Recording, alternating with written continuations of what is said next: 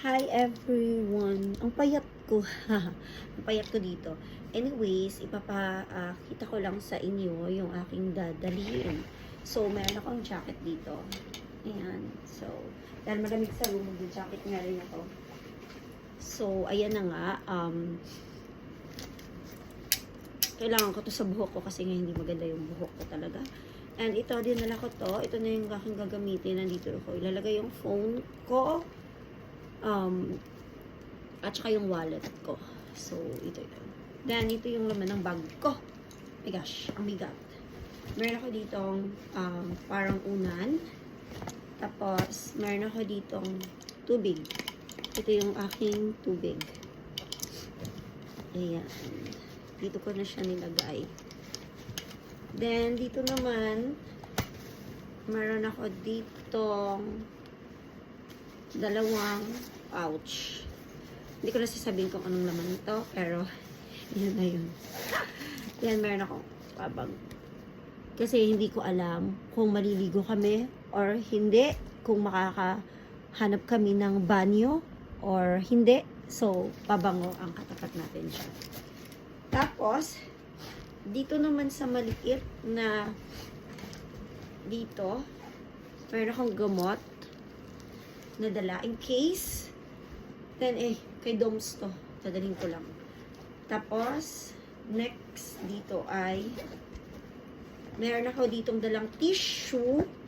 And ito yung aking hindi naman to kailangan, pero dinala ko lang in case lang ba. Nail cutter, puller,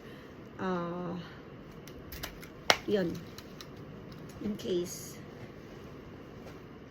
Naalala ko tuloy nung nag-Osbeck kami, dinala ko to, nakuha yung scissor, kaya muntikan na ako, kinabahan ako ng bongga. And nandito rin yung aking power bank. Importante to, dahil nagbablog ako. At, ayun, meron akong power bank. Pero si Monmon may dala siyang mas malaking power bank. So, in case na maubusan ako, meron pa rin akong mahihiraman. Then, medyo sinisipon pa ako, pero hindi naman na masama yung pakiramdam ko, sa weather lang talaga to. Then, dito naman sa loob, hindi ko na siya siguro tatanggalin kasi mahirap. Tatanggalin ko na lang siya pagdating namin doon sa place na pupuntahan namin. Kasi yung laman nito ay kumot at saka yung mga damit ko, syempre, kasi nga walang pasok 32 so 4 na araw ako, pero hindi kami 4 na araw magka-camping. Syempre yung mga bihis ko.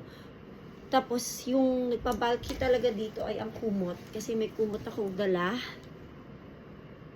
Kasi mas malaki kasi yung sleeping bag kung dadalhin ko, mas lalo siyang bulky at may hirapan ako, kaya kumot na lang yung dinala ko. Kailangan ko yun kasi nga malamig. Hindi pwede jacket lang. So talagang pinagkasya ko siya. Kaya ayan, kabibigatan ako nito mamaya, pero yun na. At saka meron pala ako ditong dalang chocolate. In case lang nag-uling. So meron tayong makukot-kot. Yun lang yung aking laman ng bag ko. So, sana maging okay ang lahat and safe lang kami makarating doon. Yun lang. Bye-bye and God bless.